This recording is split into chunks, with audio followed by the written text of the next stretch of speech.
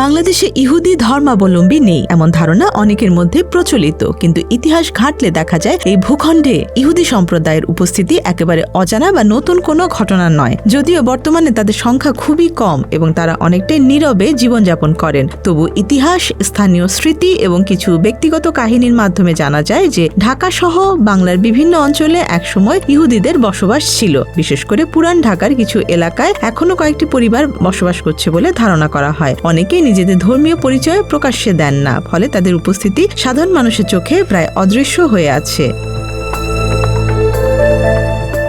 দক্ষিণ এশিয়ায় ইহুদিদের আগমনের ইতিহাস বহু পুরনো। ইতিহাসবিদদের মতে ভারত মহাসাগরীয় বাণিজ্য পথ ধরে মধ্যপ্রাচ্য ও ইউরোপ থেকে বহু ইহুদি ব্যবসায়ী এই অঞ্চলে আসেন। ভারতের পশ্চিম উপকূলের কোচিন ও কনকান এলাকায় বসবাসকারী বেনে ইসরায়েল সম্প্রদায়কে দক্ষিণ এশিয়ার অন্যতম প্রাচীন ইহুদি গোষ্ঠী হিসেবে ধরা হয়। অনেক গবেষক মনে করেন সুলতানি যুগ থেকে উপমহাদেশের বিভিন্ন স্থানে ইহুদি বণিকদের বসতি গড়ে ওঠে। যদিও বাংলায় ঠিক কখন প্রথম ইহুদিরা আসে তার নির্দিষ্ট নথি পাওয়া যায় না, তবে ধারণা করা হয় যে সুলতানি আমলের প্রথম দিকে এবং মুঘল আমলের মাঝামাঝি সময়ে ইউরোপের নির্যাতনের মুখে পড়া কিছু ইহুদি মুসলিম শাসিত অঞ্চলগুলোর মতো বাংলাতেও আশ্রয় নিয়েছিলেন।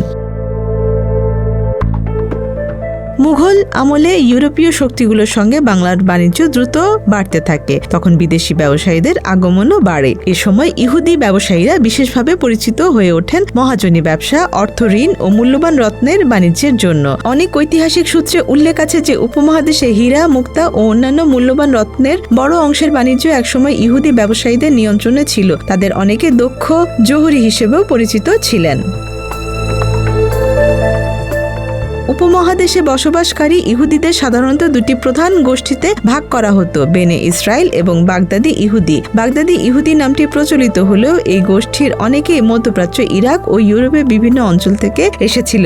তাদের ভাষা সাধারণত আরবি বা জুডিও আরবি ছিল। তারা মূলত বাণিজ্যিক সুযোগের খোঁজে দক্ষিণ এশিয়ার বড় বড় শহরে বসতি স্থাপন করেন।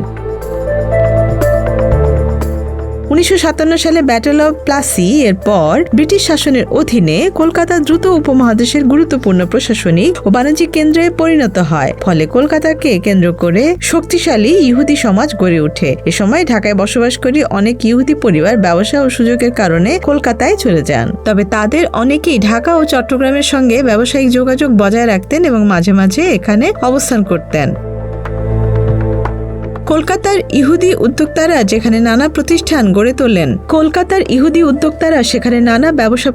গড়ে তোলেন। উদাহরণ হিসেবে উল্লেখ করা হয় বিখ্যাত ট্রিনকাস রেস্তোরাঁ এবং দ্য গ্র্যান্ড হোটেল কলকাতার মতো বিখ্যাত প্রতিষ্ঠান, যেগুলো কলকাতার সামাজিক ও সাংস্কৃতিক জীবনে গুরুত্বপূর্ণ ভূমিকা রাখে। একই সময়ে ঢাকার আর্থিক ও বাণিজ্যিক কর্মকাণ্ডেও কিছু ইহুদি ব্যবসায়ীদের অংশগ্রহণের কথা বিভিন্ন ঐতিহাসিক আলোচনায় উঠে এসেছে। ব্রিটিশ আমলে ঢাকার আরমানিটোলা এলাকায় একটি ইহুদি উপাসনালয় বা সিনাগগ ছিল বলে স্থানীয় ইতিহাস গবেষকরা উল্লেখ করেন। সময়ের সঙ্গে সঙ্গে সেই স্থাপনার ব্যবহার পরিবর্তিত হয়েছে এবং বর্তমানে সেখানে সরকারি অফিস রয়েছে বলে জানা যায়। চট্টগ্রামেও একসময় একটি সিনাগগ ছিল বলে স্থানীয়ভাবে প্রচলিত আছে। অনেকের মতে বর্তমানে চট্টগ্রাম রাইফেলস ক্লাব এলাকার কাছাকাছি কোথাও সেই উপাসনালয়টি ছিল। বাংলাদেশের ইহুদি ইতিহাসে রাজশাহীর কোহেন পরিবার একটি উল্লেখযোগ্য নাম। এই পরিবারের সদস্য মরদেকাই কোহেন একসময় রাজশাহীতে সুপরিচিত ব্যক্তিত্ব ছিলেন। তিনি রাজশাহী বেতারে ঘোষক হিসেবে কাজ করেন এবং পরে ঢাকায় টেলিভিশন সম্প্রচার শুরু হলে সেখান থেকে ঘোষক ও ইংরেজি সংবাদ পাঠক হিসেবে দায়িত্ব পালন করেন। শিল্পমনা এই মানুষটির অভিনয়ের প্রতিও আগ্রহ ছিল। বিখ্যাত চলচ্চিত্র নির্মাতা খান আতাউর রহমান নির্মিত ঐতিহাসিক চলচ্চিত্র নবাব সিরাজউদ্দৌলা সহ কয়েকটি ছবিতে তিনি অভিনয় করেন। 1967 সালে 6 ডে ওয়ারের পর আন্তর্জাতিক রাজনৈতিক পরিস্থিতির প্রেক্ষাপটে তিনি পরিবার সহ কলকাতায় চলে যান। পরে তিনি ভারতীয় চলচ্চিত্র পরিচালক তপন সিনহা চলচ্চিত্র অভিনয় করেন বলে বিভিন্ন সূত্রে জানা যায়। কোহেন পরিবারের আরেক সদস্য ঢাকা বিশ্ববিদ্যালয় থেকে পড়াশোনা করে স্নাতকোত্তর ডিগ্রি অর্জন করেছিলেন এবং পরবর্তীকালে ইসরায়েলের একটি বিশ্ববিদ্যালয়ে বাংলা ভাষার শিক্ষকতা করেছিলেন বলেও জানা যায়। চট্টগ্রামে বসবাসকারী আরেকটি পরিচিত ইহুদি পরিবার ছিল বারক পরিবার। এই পরিবারের সদস্যদের মধ্যে রহমিম এজরা বারক এবং রহমিম ডেভিড বারকের নাম উল্লেখ করা হয়। এজরা বারক কথিত চাকমা রাজ পরিবারের এক সদস্যকে বিয়ে করে রাঙ্গামাটি চন্দ্রঘোনায় বসবাস করতেন। স্থানীয়দের কাছে তিনি একজন ব্যবসায়ী ও মহাজন হিসেবে পরিচিত ছিলেন। মৃত্যুর পর তাকে চন্দ্রঘোনায় একটি ক্যাথলিক কবরস্থানে সমাহিত করা হয়। তার ভাই ডেভিড বারক চট্টগ্রাম শহরে ব্যবসা পরিচালনা করতেন এবং 1978 সালে মৃত্যুবরণ করেন। তাকেও স্থানীয় একটি ক্যাথলিক কবরস্থানে দাফন করা হয়। তাদের পরিবারের কিছু সদস্য পরবর্তীকালে বিদেশে চলে যান।